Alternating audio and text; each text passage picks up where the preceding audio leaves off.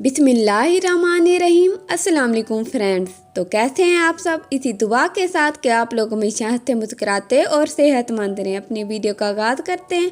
आज मैं आप लोगों के लिए बहुत ही यूनिक क्रिस्पी फ्रेंच फ्राइज बनाने की रेसिपी लेकर आई हूँ, जो कि बहुत ही सिंपल तरीके से तैयार होती है और साथ ही साथ बहुत ही क्रिस्पी और मज़ेदार तैयार होती है।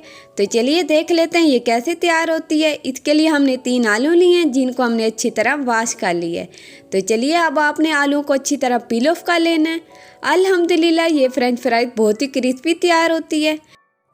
अल्हम्दुलिल्लाह आलू को पील ऑफ करने के बाद आपने आलू की इस तरह कटिंग कर लेनी है स्लाइस में। उसके बाद आपने इसको इस तरह लंबाई में कटिंग कर लेनी है। इसी तरीके से आपने तमाम आलूओं की कटिंग कर लेनी है।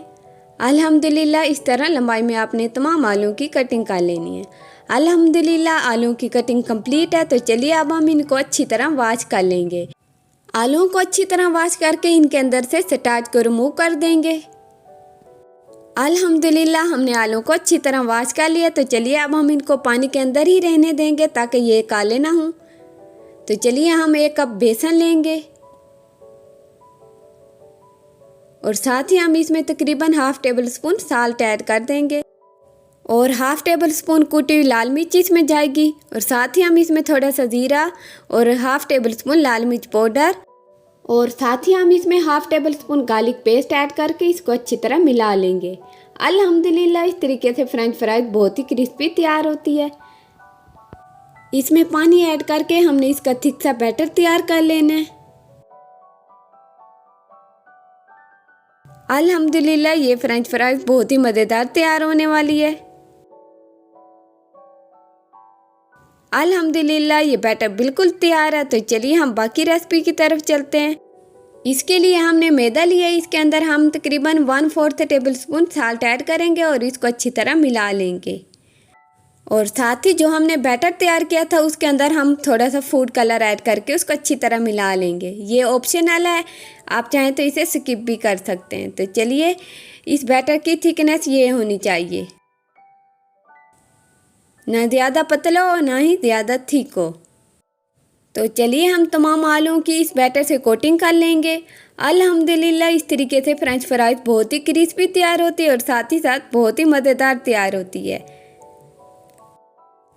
तो आपने फ्राइज को बैटर से निकालकर इसके ऊपर मैदे की अच्छी तरह कोटिंग कर लेनी है। अल्हम्दुलिल्लाह इस तरीके से फ्रेंच फ्राइज बहुत ही क्रिस्पी तैयार होती है। तो चलिए आपने इसी तरीके से तमाम फ्राइज को तैयार कर लेना है और घी को अच्छी तरह गरम कर लेना है। घी को गरम करने के बाद हम उसमें फ्राइज ऐड कर देंगे। अल्हम्दुलिल्लाह ये फ्रेंच फ्राइज बनाने की बहुत ही यूनिक रेसिपी है और इससे फ्रेंच फ्राइज बहुत ही क्रिस्पी और मज़ेदार तैयार होती है और बच्चों और बड़ों सभी को बहुत ही पसंद आती है। तो चलिए आपने फ्राइज को अच्छी तरह पलट लेना है।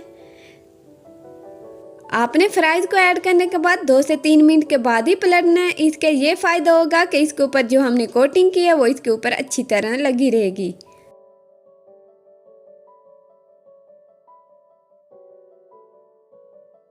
अल्हम्दुलिल्लाह हमारे क्रिस्पी फ्रेंच फ्राइज बिल्कुल तैयार हैं और बहुत ही जल्दी तैयार हुए हैं और साथ ही साथ बहुत ही सिंपल तरीके से तैयार हुए हैं। तो चलिए हम इनको निकाल लेंगे।